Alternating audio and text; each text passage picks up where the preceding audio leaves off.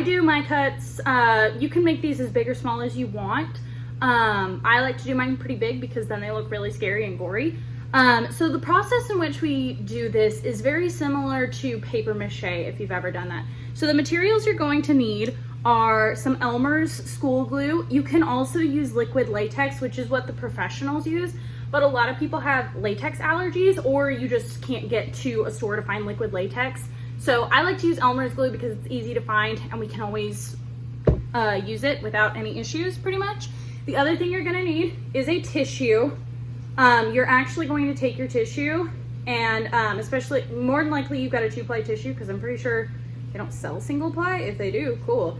But you're gonna take your tissue and try and get in between those 2 layers because we just need 1 layer of tissue. So I'll set this one off to the side because I don't need it.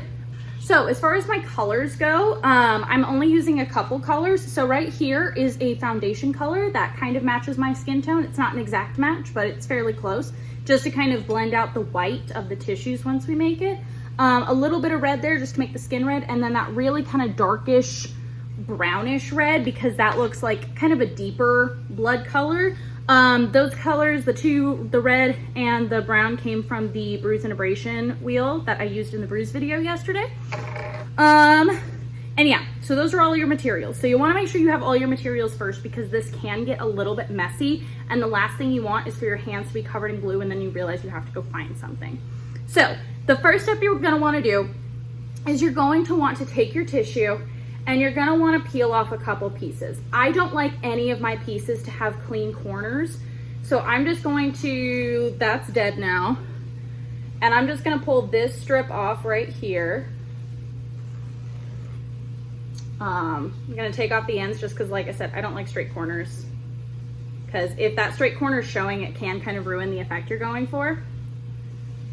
And then I'm gonna split this in half because a cut is open on 2 sides. So what the tissue does is the tissue creates the raised skin that happens when you cut yourself. Your skin raises up and peels over, depending on how deep the cut is, but we're going with a deep, spooky cut. So I'm just going to cut this in half, like that. And then what you're gonna do is you're gonna kind of rub it in between your fingers until it starts to roll. And you're going to create a little bit of a snake. You don't want to snake it all the way up because some of that crinkliness inside looks really good on a cut because it kind of looks like skin, like the under layer of your skin showing. So yeah, I'm gonna try a couple times, but you want to kind of tight roll. You don't want it to be too loose. So you can kind of see I just rolled up that side and then I'm leaving a little bit left. So what this roll side's gonna be is our skin, and then this is going to be the underneath of the skin. So let me do that with the second piece. Once again, you wanna make sure you get this stuff done first because otherwise you're gonna have glue on your hands and it's gonna be a nightmare to deal with. So I've got that piece rolled up most of the way, a little bit hanging out.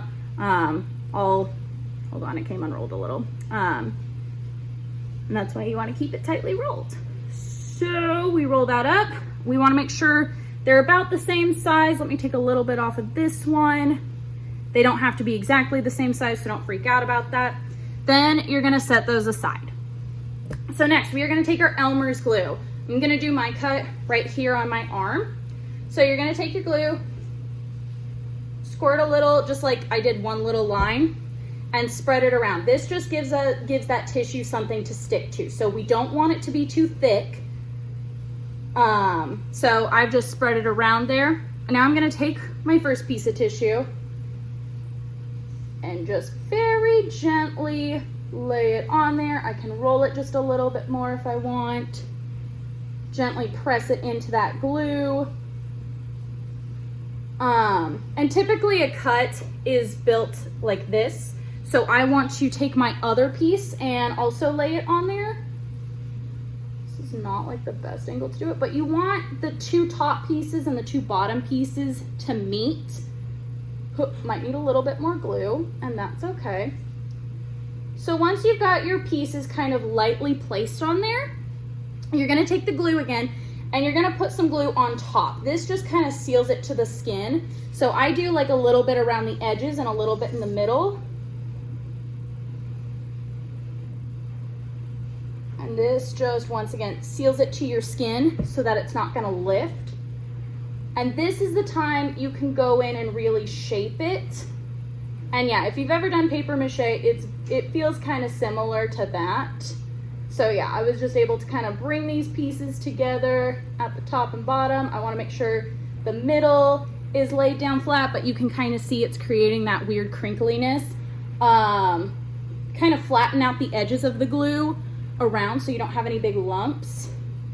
And make sure you're pressing your tissue down so it sticks to the skin. I'm gonna roll that in just a little bit more. Press it down. Boom. So now we've got the base of our scar. So the important thing is we can't add any other products to this until it is fully dry. So it's gonna take a few minutes. I'm gonna go stand in front of a fan and watch Hocus Pocus for a few minutes while that happens. So I'll be right back. So now it is totally dry. There's nothing wet left.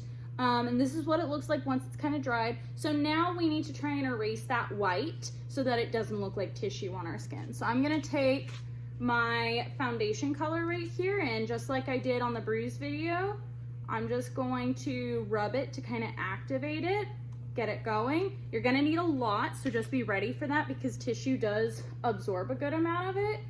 And you're just gonna tap it on because you do want to try and spread it as much as possible, so don't spend too much time on just one spot. And it starts to blend. If you can get a foundation color that like perfectly matches your skin, that'll be great. This is just what I had here, so we're just gonna go with it.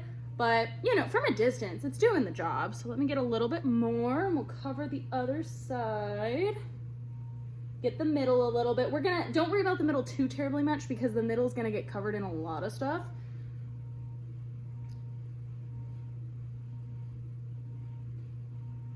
Blend it in really good. And now this is what it's kind of looking like. Make sure you also kind of blend it out around the edge so that it doesn't look like I put foundation right here and nowhere else. Just get a little bit more on there just so it's just right. That way if any of the glue is drying in a whitish color, you can make sure it's good and covered. So that's what it looks like now. So next we're gonna wanna add our colors. So I'm first going to take the dark brown, just like we did. We want to activate it, get a good amount going on your hand, and we're going to do it inside the scar. So this is what's going to kind of show what would be under our skin. So this would be the muscles and the lower layer of the epidermis and maybe a bone. I don't know. I've never cut myself like this. Not this deep.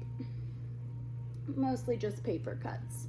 So we want to get that. We want to make sure we're getting around that edge too. If a little bit of it gets onto the scar itself, that raised tissue, that's okay, because when you cut yourself, especially this deep, it's gonna splatter out just a little. So we got that part done. Now we're gonna go in with the bright red and just kind of help make that look a little less brown and a little more bloody red. This is a little too bright of a red for my taste, for blood, which is why I like to mix it with that darker one. Just kind of gives you the right balance you need. Once again, don't worry about getting it on the outside because that's okay. We can still see it and it's looking good. Now the final step is my favorite. This is where we get to add blood. So this is fake blood I just picked up at Walmart because it's Halloween season. If it's not Halloween season and all the Spirit Halloweens are shut down, mix chocolate syrup and red food dye. It creates this dark bloody color that honestly, I think the color looks better on the food dye and chocolate syrup more than this. I don't care for this color a lot, but it's easy to get to and easy to do. So you're just gonna squeeze out a little bit, because you don't want, this stuff will drip and stain your clothes. The red food dye and chocolate syrup will really badly stain your clothes and will probably also stain your skin, so be very careful with it. Oop, we're dripping, okay. And you just want to fill in around the scar, or that inside part. So it's kind of starting to look like this. Let me just make sure I'm getting it. I'm gonna splatter just a little bit outside the lines because blood tends to go everywhere when you've cut yourself this deeply. So don't be afraid to get a little messy here. Try and thin out that layer a bit. So this is kind of our final product. So when you look closely, you can see where the bad part of it is, and we've got our big nasty scar. So, ta-da! Once again, this is a little brighter for my taste. I prefer darker colored fake blood. This is just what I had on hand. But now you can go through and make your own scars. The other nice thing about this is you just need to find where your layer of glue starts, and you can pretty easily take, oh, it's a little moist from the glue, but you can take it off fairly easily and it doesn't leave a ton of makeup or staining behind. So it's a nice clean way to make sure you can have a 3-dimensional scar, and then you get to keep it when you're done. Ha ha ha. Awesome. Thank you guys so much for watching, and I will see you again next time.